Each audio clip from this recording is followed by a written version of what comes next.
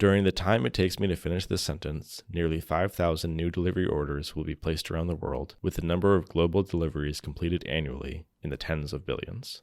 From a factory to a plane, boat, or truck, to a warehouse, and eventually, usually with some waiting, your order arrives at your doorstep. This last leg of an item's journey, the last mile, is the most painful for the company, and by translation, you, and it comprises somewhere around half of an item's entire delivery cost. In the early 2010s, the solution to this last mile problem seemed obvious: drones. Drones promised to deliver small packages in less than an hour with minimal friction, congestion, and cost. But for a number of reasons, be it weather, sound pollution, restricted airspace, or a number of other unsolved engineering problems, we sit in 2022 with most drone delivery projects in the garbage.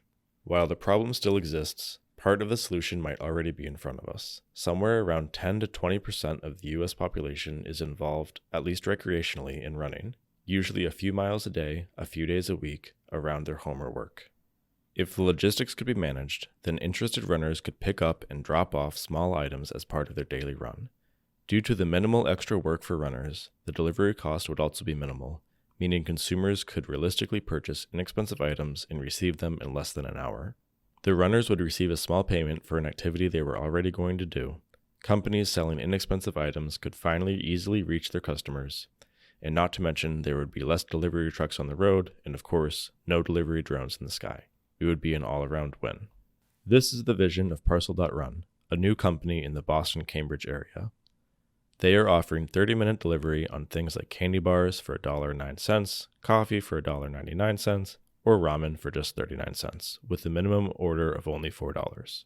Of course, I have no idea if Parsl.run will be successful, but I was interested by the intrinsic, near-frictionless foundational concept and genuinely surprised when I realized buying a power bar and coffee from them would cost me less than buying from the vending machine across the street. I wanted to hear more about this service, and I was lucky enough to get to talk with one of the company's co-founders, Ruben, all about this effort.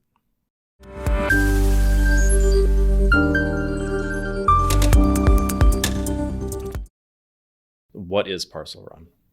All right. Or do you just call it Parsl? Parsl or Parsl.run. Okay. Kind of interchangeable to us. Uh-huh.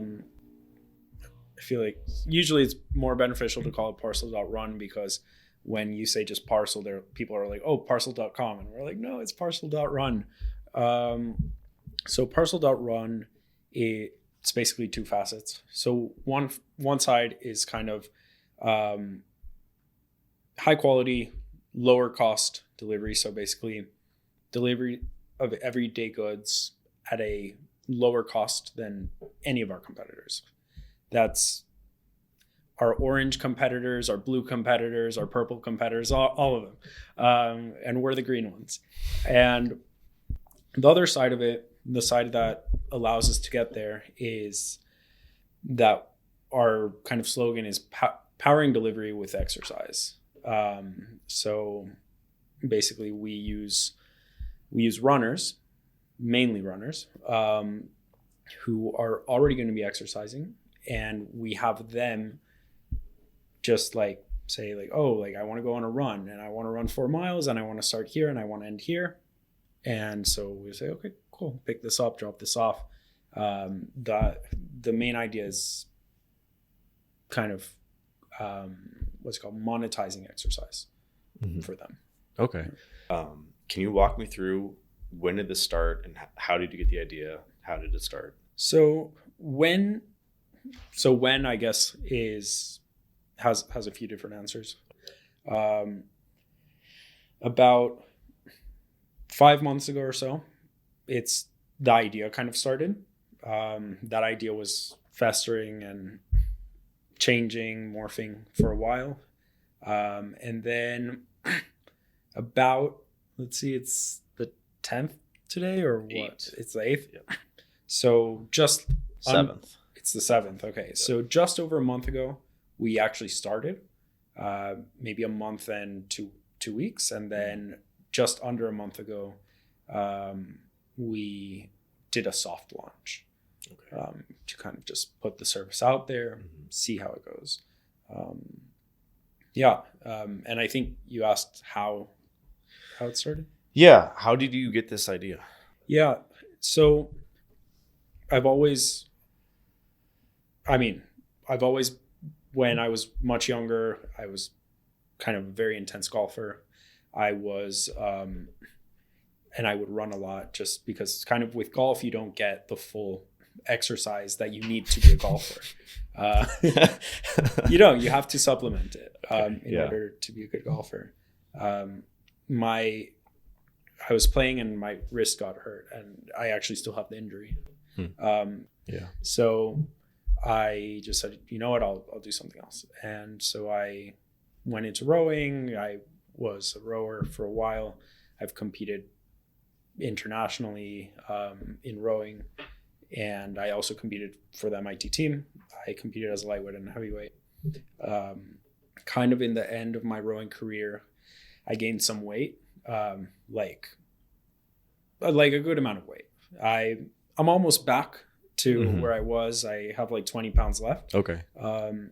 But maybe 6 months to a year ago, started the kind of idea of, oh, you know what, let's get back to a good weight. And maybe 8 months ago, my family got this training program together, and they said, look, Ruben, do it with us. And I did it. I was doing it with them for a little while.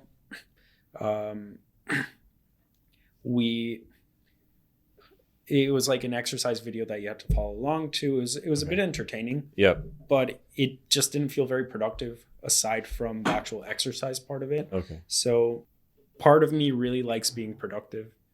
Like a big part of me just can't do, like what I do before going to sleep is I learn things. I go on YouTube and I go physics videos or like things like that. Like I don't like, sometimes I do, but I don't like being unproductive. Okay. And so I was thinking, you know what, like I am technically losing weight and whatever, but it doesn't feel like I'm doing anything productive. I'm not making money. I'm not learning anything. Yep. So my friend, his name is David Rich. He went to MIT. He was in Simmons with me. I was talking to him and he was like, oh, look, I'm like walking for DoorDash because I'm so broke. I'm doing my PhD and I have no money. So, so like, it's really nice. I'm walking for them and I'm bringing stuff and I'm making some money. And so one day when I was just procrastinating the that workout, I was like, why am I procrastinating this workout? And what would be better? So then I was like, oh, like I'll just do something where I can listen to a podcast, like Philosophize This or Sapiens. Thank you. Yeah. And something that you learn something. So I started doing that for DoorDash, just running.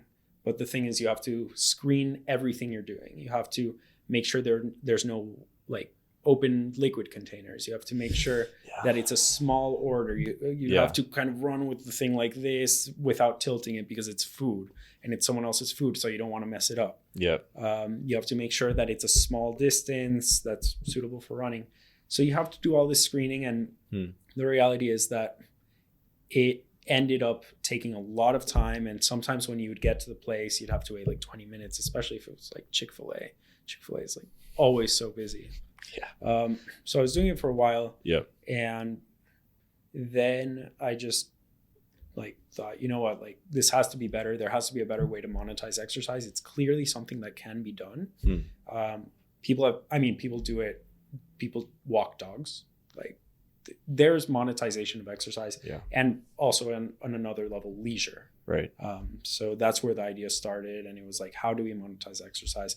How do we allow people to do that? Because a big part of the mission is just like, let's give people more incentive to exercise. There are not enough people exercising in this country.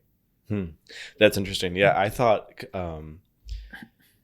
I have my own personal issues with delivery services, and I wasn't sure what your motivation was going to be. If it was going to be something like annoyance with wanting things to be delivered in an hour, and you have the option between either not or paying like $30. Yeah. So actually, on that point, our current model is we do 30-minute delivery. Okay. That's basically just kind of to get people interested in it, to be as convenient as we can.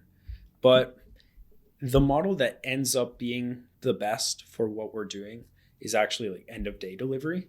So at that point, you can look at all the deliveries that are being done, and you can optimize the routes. So you can make sure that a runner is being very efficient. Because the idea is that the runner has to be your customer. Like if the runner's waiting a minute, it's not worth it for the runner. The only way to give a really great service at a really great cost to the end customer is by making it so that the runner feels like they're just running. So that's what we're setting out to do. That's what we're doing. When you say end of day delivery, what do you mean end of day? Like 9 o'clock? By like night? 8 p.m. Okay. 8 or 9 p.m. Is that when there's a lot of runners in this area? It's just that, I mean, people mainly run around 6 or 7. Okay. Or in the morning. Sure. So basically, nighttime deliveries that are placed for the next day get picked up in the morning. Day deliveries that are placed for 9, and then pricing structures differ for a final model, for example. If you want an end of day delivery, but it's a half hour away, that becomes a little bit more tricky. But the end goal is like, there's this huge amount of labor that's being performed. Sure. And it's not being monetized by anyone. It's not being taken advantage of by the end customer who wants something delivered to them. And it's 90% of the work.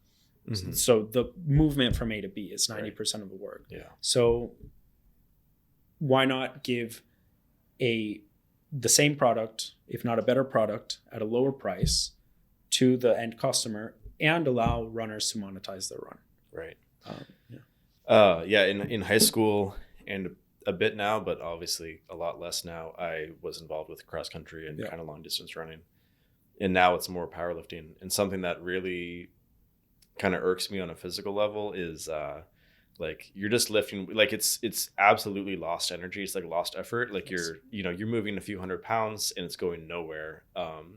At least like even like on a bike or like a rowing machine, you could in principle generate electricity, but like there's nothing you can do with a barbell. A lot of people have suggested, if you want to monetize exercise, why don't you just make electricity from people biking? The thing is, it's really nothing. I mean, when you know how many calories you burn, like running, and it's nothing. Yeah. It's really nothing. Absolutely. Yeah.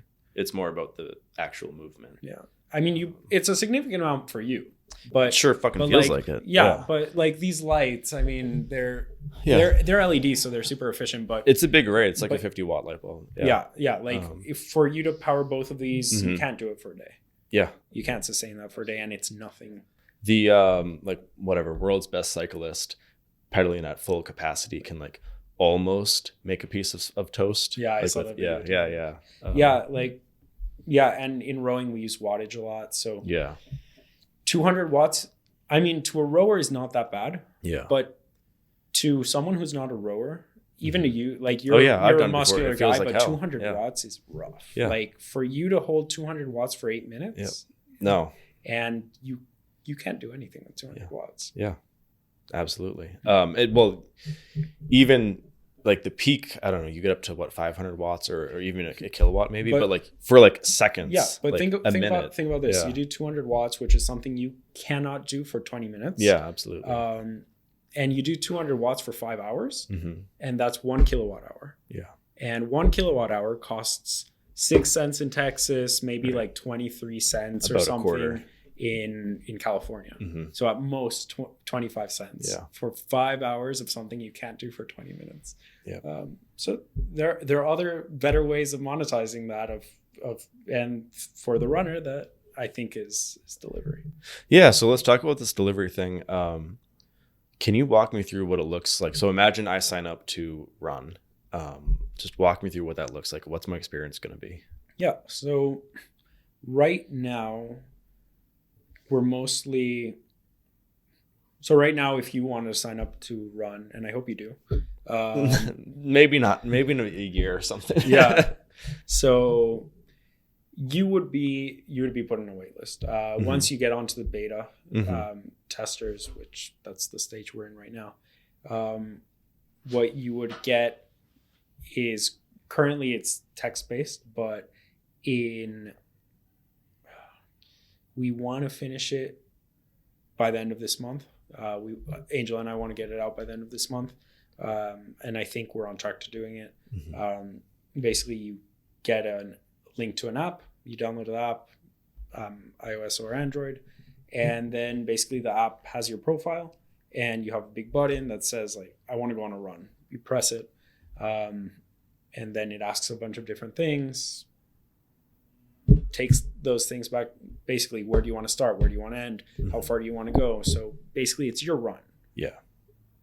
The exact locations that you go inside of the run are dictated by us. I actually think that's a great feature.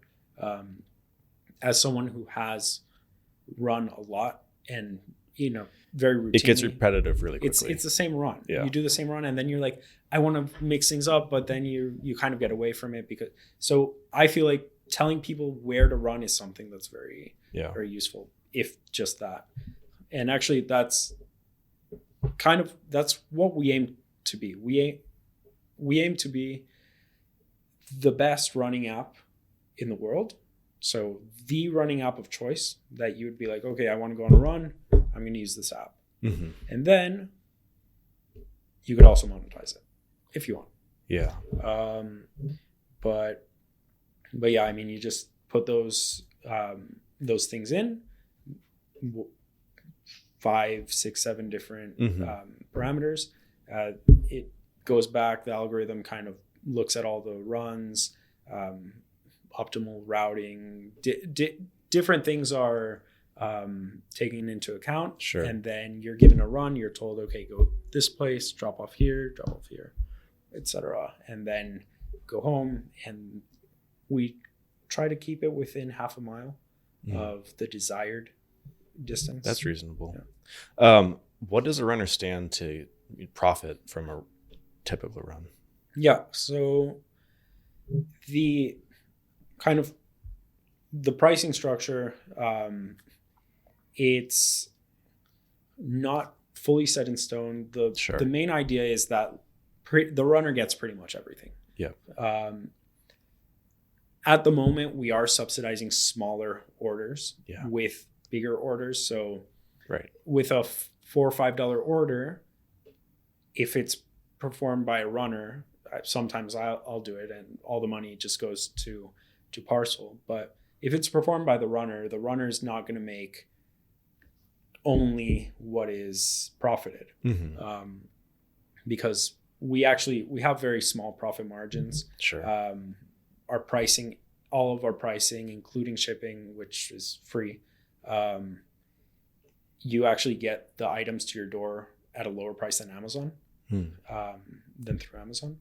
And so basically the idea right now is it's roughly this, the runner gets about $2-3 per delivery, plus the entirety of the tip. Right. There are some companies that, I think this is what you were talking about before.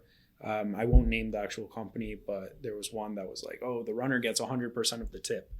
But basically they make $6 on the delivery. And if they get $5 in tip, we pay them an extra $1. Yeah. So they get 100% of the tip, but they don't make any extra money. And we actually get all the tip. We get none of the tip. The runner makes what they're going to make plus the tip. I see. So I am very into the idea of run your operations as lean as possible. Sure. So that you're paying the people who are really doing the work as much as you possibly can. And so going there. Where do these runners get the stuff? Like, so they presumably they pick this up somewhere. Where is that? Yeah. So we have a warehouse. Okay. It's called the spare bedroom in our apartment. Nice. We have some like racks.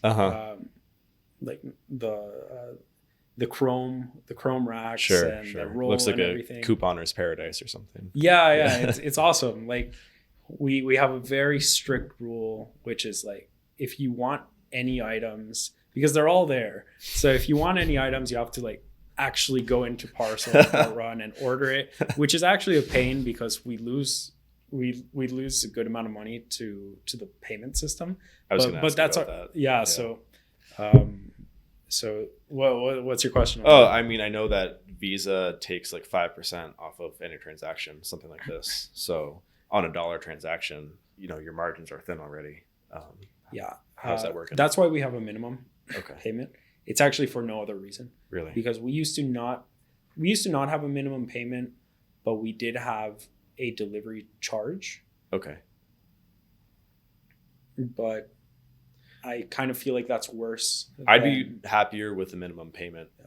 Delivery charge just somehow. It just feels worse. Like, yeah. Like the thing is, our intentions are what I told you before. We're trying to get you the products as cheap as possible. Sure. And pay the runner as much as. So we're doing the balancing act. We're taking the amount of money that is needed for the runner to be. Yeah. To actually be motivated to do it. Another question I wanted to ask you. So that's kind of on the runner side. Actually, sorry, there was one other question with the runners. When I run, I sweat just profusely. Like how, I'm imagining carrying like Butterfingers bars like in my hand and they're just like melting and like it's like horrible. Yeah. Like, so there are a few layers to that. Okay. It's really good that we're not starting in Miami. Yep. First off, where I'm from. Yep. And the other layer is we encourage our runners to use a backpack. Good. It's a lot more. I mean, we don't have runners that don't use a backpack right now. Yep. We'll see where that goes. Perhaps with medication, it can be a little bit different because it's easier. But with a backpack, everything's just a lot easier. Yeah. You can carry more, so you can make more money. So what we do is we have plastic bags. We seal the plastic bags before they leave us. Mm-hmm. And then they go in the backpack. So you don't really get sweat in there. Yeah. No, that's great. Running with a backpack is the way to go. I've had before, like had like ice cream that I've had to run to like meet my sister, and it's like, it doesn't work. I'm actually, probably the biggest reason I'm still up north here is because I love skiing and snowboarding. Oh, okay, nice. And I just get a season pass every year, and with my friends, I'm always the guy with the backpack and the brownies. Yeah. And the chocolate. Oh, you're the guy everyone loves. And the water and the beer and everything in my bag. Beautiful. Yeah. Along the topic of weather, it's raining out or it's cold. Bless you. All right. So it's raining out or it's cold. You just don't have a lot of runners. Someone goes on to Parsl.run and wants to place an order. How do you get them their stuff? Yeah. So, I mean, we're committed to getting the item to you. Uh-huh. And we are also committed to making our runners happy. So if there's the storm of the century, for example, sure, and it's snowing like crazy, it's actually a much lower liability to run a short distance. And I mean, you see people running during these storms. If there's anyone who's going to be active during a storm, it'll be runners. It's a runner. Yeah. Like they're crazy. Yeah. But I mean, right after the runner safety, mm-hmm. which is our top priority, the next priority is getting what is requested delivered.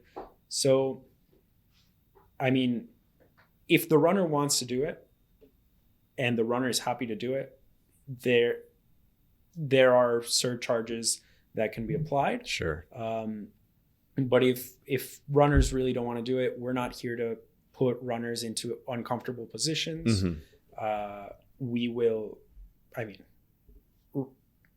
I will go out in the snow and deliver things myself if I have to. Yeah, it's yours. Because what's the area that you're covering currently?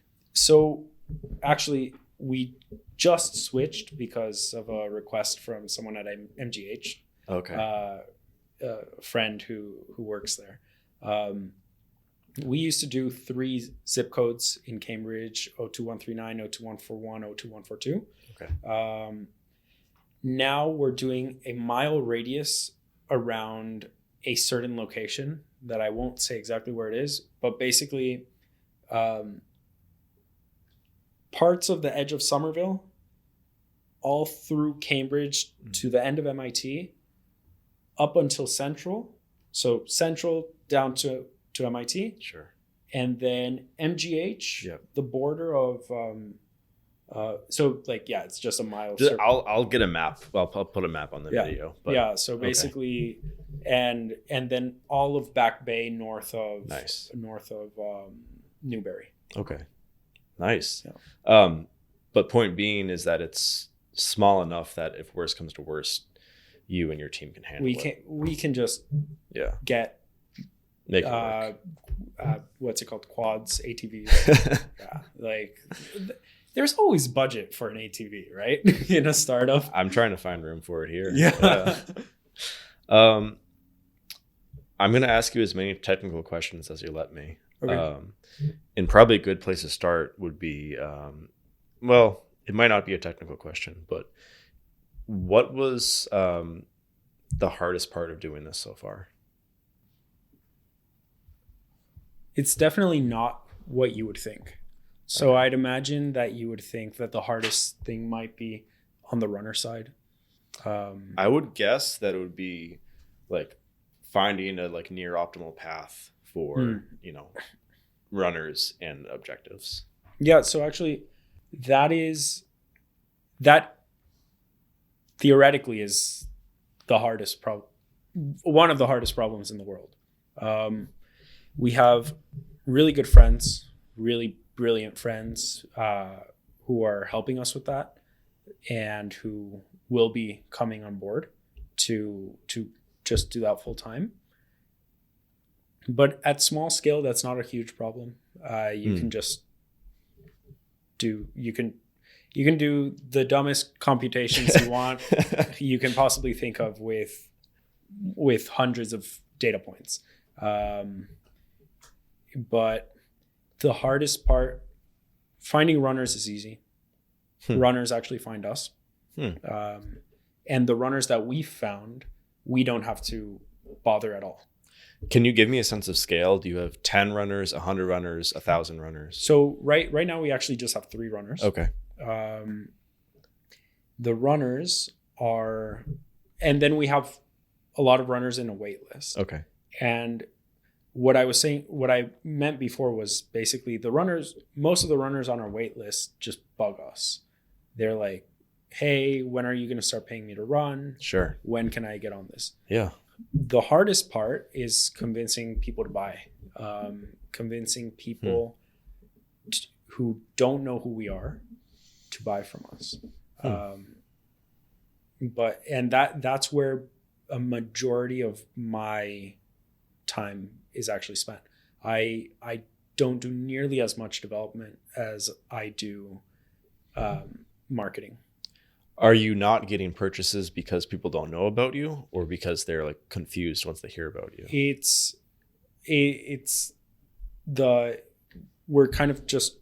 We are getting purchases. That's just what's the hardest part to do. It takes a significant amount of time to get visits on the site. Once we get visits on the site,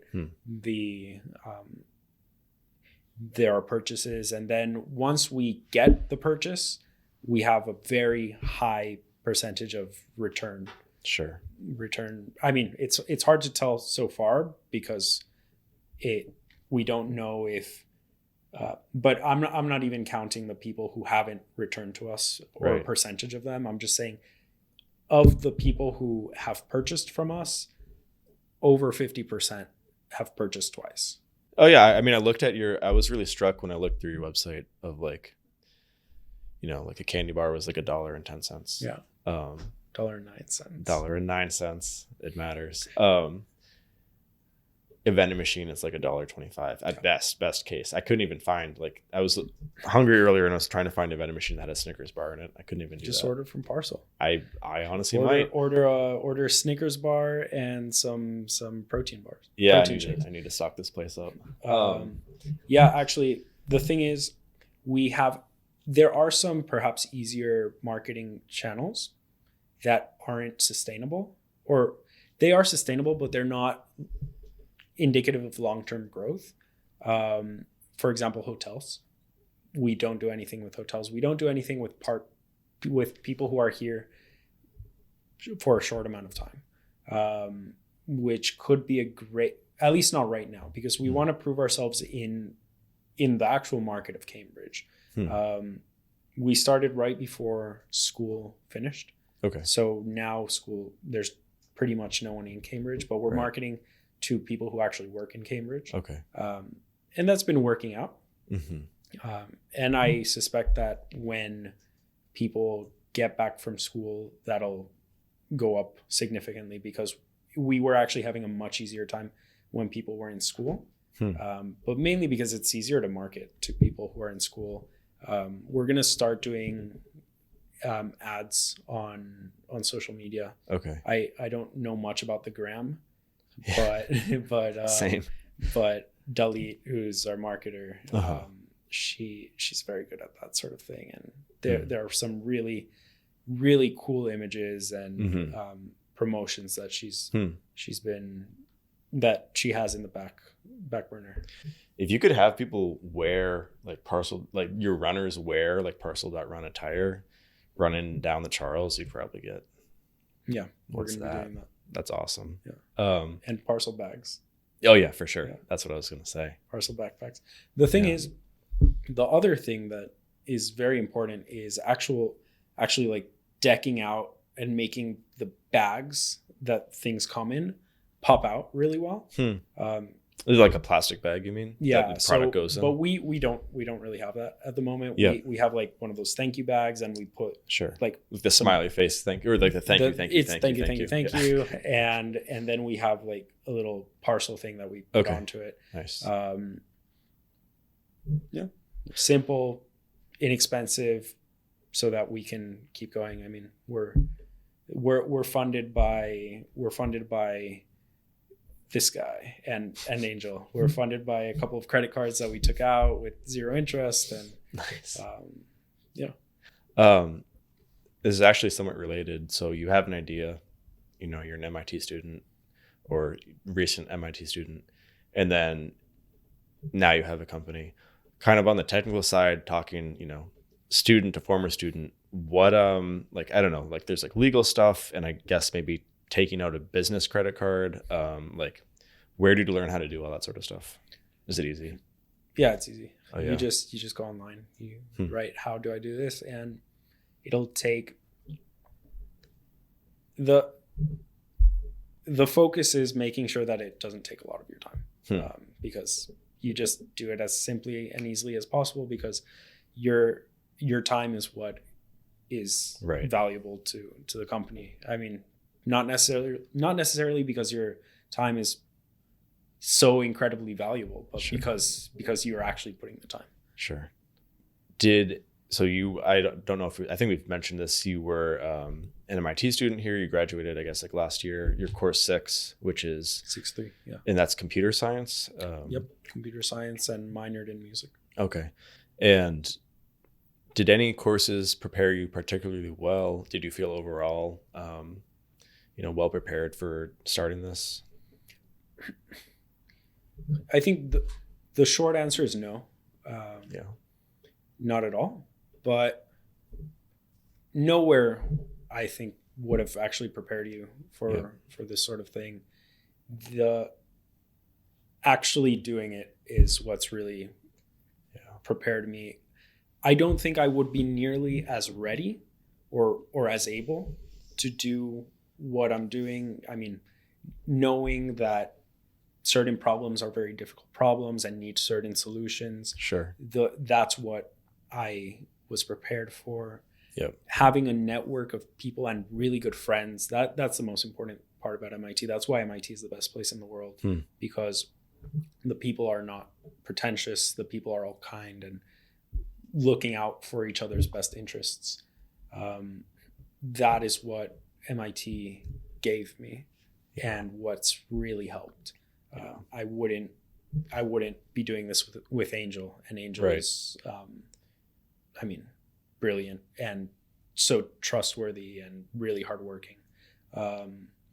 So that is what MIT prepared. But in the classical sense of, did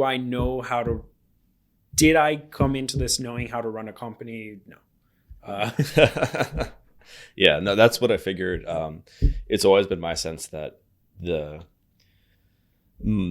least meaningful part of school was the actual, stuff that you learn in the class. And that's the reason you're technically there, but that's not why you should go to class, basically. For sure. I always try to get my professors to tell me interesting things about themselves or interesting things about their lives, because you can read all the facts in the textbooks. It's fine. The professors, I think, should give you their firsthand experience. And I met all your friends downstairs. They're all super nice dudes. Yeah. What a group. I don't know about grad, but in undergrad, that is, so actually, quick tangential story. I didn't want to go to MIT at all. Really? In high school, I was like, Harvard is the best school. I want to go to Harvard. And my mom convinced me to do so I wanted to go to Harvard. I wanted to row for Harvard. Okay. So I got an official visit to go to Harvard, check it out. They paid for everything. Yep. And MIT asked me to come on an official visit, but they're like, hey, we can't afford to actually fly you out, and we won't actually get you into the school. So in Ivy Leagues, you get automatically into the school. In MIT, you don't. So the rowing team was interested in you at MIT, but they were like, we can't get you into the school, and we can give you $50 for food, but we can't actually recruit you. Yeah. In the classical sense of recruiting. Right. And I was like, why would I even go? MIT's all nerds. So I'm not gonna go. Fact. And I mean, I'm a nerd too, but I'm no, it's not my scene. I'm not just math, whatever. I'm a rowing nerd. I'm a rowing nerd, exactly. So no, actually, I wanted to do physics and all that, so I was actually a huge nerd. But I was like, I don't even have glasses, Yeah, physicists are just the worst. Yeah. but yeah, I mean, I went to MIT, and why do you pick MIT then? Yeah, I mean, the one thing I saw at MIT was that everyone was really down to earth. Okay. And everyone was really kind, and everyone, it was just a meritocracy. A couple last questions about Parsl.run and related. Some number of years ago, drone delivery was kind of a big idea. And when I came to MIT in 2017, my advisor was telling me how there was a planning committee about how around Stata, there was where are the drones going to go for all the Amazon deliveries, and how are they going to design the runways. And now it's 2022 and it seems to have completely died. Do you have any thoughts on because this would kind of fill your niche of it's 5 pounds or less delivery, under an hour delivery. It didn't work at all, it seems. Do you have any kind of thoughts on that? Yeah, I mean, I love the idea, and I hate, and also the idea kind of has shortcomings. Yeah. I had friends who were working on Amazon, on the drone delivery in Amazon. It's just that, I mean, there are a lot of problems with it. Yeah. Major problem is it's very loud. It's very loud. And actually, there are 2 huge advantages that we have. Actually, 3+ huge advantages we have to drone delivery. They are the humans tend to be a lot more quiet than drones. B, humans have a really good built-in autonomous like route finding capability. So humans are less likely to kind of have a bug and do something crash into a tree. Yeah, I mean, crashing into something, right? Like if you crash into something once in 100,000 times, it's not really a big deal, but it is a big deal. It's a huge deal. Yeah. So humans kind of have that edge, but also like, I mean, we want people to exercise. So I don't think the drone delivery is going to be coming into the picture anytime soon, at least. Yeah, I hope not. There was a period of time where it was like the hot new thing, and it is just the most annoying thing to have a drone just fly over your head. You don't want that. You don't want it. Yeah. I know that you're starting out just a few months in, but could you give me kind of a flavor of what you're looking at doing with Parsl.run in the next weeks, months, whatever time scale you like? Well, right now we're doing our proof of concept. Will people really stick to us and buy from us? And the answer is almost definitely yes. If we're doing same as our competitors, same product and service, if not perhaps a little better, at a much lower price. So we're actually priced about half of our main competitors in the actual field that we're doing. And then the bigger guys who aren't really doing very short time delivery, but are doing like 2-day delivery, we're priced still below them. Yeah. So that kind of is there, but then we want to prove that people are actually going to run for an amount of money that'll make this sustainable. Right. We've found from preliminary surveys and people currently doing it that it's yes, but we really want to prove it. We really want to bootstrap our way as far as we can before we have to take any sort of outside funding. We have a competitor that was doing $30 free for the first order. You seem like you probably know them. No, I don't. But that doesn't surprise. I know that this is kind of like the way to that companies work.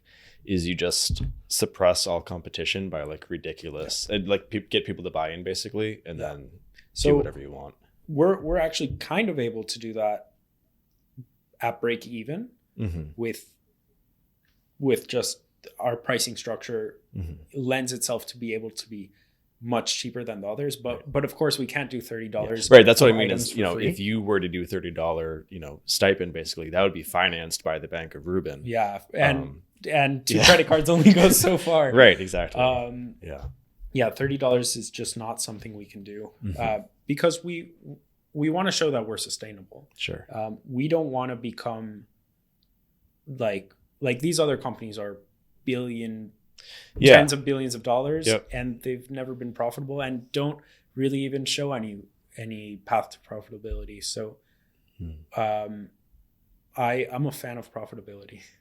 I think it's a good idea. It's a good strategy in general. Yeah, but we'll see. I mean, we can't really offer people that initial shock of here's $30 of our products for free, but we can offer people the long-term shock of we're cheaper, we're actually less expensive. Right. So we'll see. Yeah, again, I'll show this probably at the beginning. I think in a non-biased way, but I'm just presenting whoever listens to this. Your prices are shockingly low, I'd say, like in the most positive sense. And I'll run because you have like Gatorade, like protein bars, iPhone chargers. Phone chargers? Yeah, a lot of people are surprised by how inexpensive our iPhone chargers are. Oh, interesting. Okay, yeah, I'll run some of them through because it's like very clearly right above margin, which is nice to see. And the margin's actually fine. The margin plus the running is actually just above. Yeah. Right. Okay. Yeah. But it's at a point where I would buy from it. I possibly will. Just because like literally the vending machines around here are $3 for a candy bar. Probably second to last question, a little off topic, is, you got very involved in this project over the past several months. If this didn't suck up all your time, do you have ideas on what you'd be working on? Like what projects interest you? Let me say something really quickly on the previous point that Sure. you said. Actually, we're actually cheaper than if you were to go walk to Target or CVS, buy the things and bring it back. So we're not only cheaper than the vending machines. But to get back to your question, if I weren't doing this, what would I be doing with my time?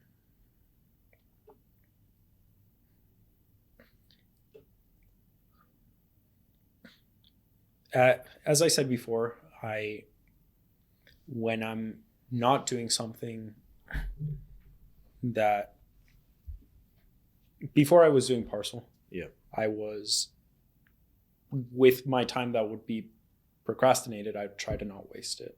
What I was doing then was the 6 months prior to Parsl, I learned Chinese. I thought that was a lot of fun. Just Mandarin? Yeah, Mandarin. Nice. Did you go to China or? No, I haven't. I mean, COVID. Bad timing. But, yeah. No, but I have some Chinese friends and I speak Okay. with them, and I'm like, I can get points across and Get by. Like I speak way more Chinese than an Israeli Venezuelan kid should. But it's probably like 0 is like should. Yeah. But yeah, that was a lot of fun. Okay. Before that, it was huge binge on music and music theory. I was working on a prior startup before. Okay. And it wasn't really something I was that passionate about. And so it ended up not really being the right fit. Okay. But what I found out about myself is that really I have to be doing things that I'm passionate about. Because if I'm passionate about something, and I think that this applies to most people, but maybe I think many people are much better than me at doing things they're not passionate about.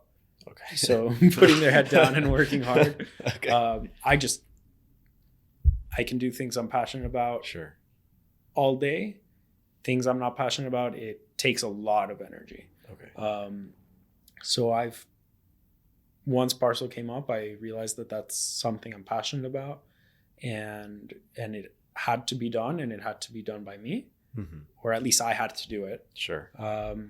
And so that's why Parsl's what I'm doing. If I weren't doing Parsl, I'd be doing something else that I'm currently obsessed with until I found what I was really, really obsessed with. Yeah. So Mandarin, music, rowing was one of them. Got it. Yeah, I think I'm similar. I don't feel I do things because they're a good idea. I just do them because I kind of feel compelled to. Is there anything that we didn't talk about for Parsl.run that you'd like to? Let's see. Our Instagram is Parsl.run. Okay. PARSL.run, RUN. If you go on our Instagram and follow us and message it, I'm not in charge of our Instagram, but Dalit is. And if you message her, she will give you special promo codes. So anyone who goes on, extra promo codes and possibilities for, what are they called? Referral codes as well. And if anyone's interested in becoming a runner or joining the team, info@Parsl.run, INFO. Just send an email. Someone will get back to you. And yeah, we look forward to running for you guys. Thanks. And thank you so much for having me on the show.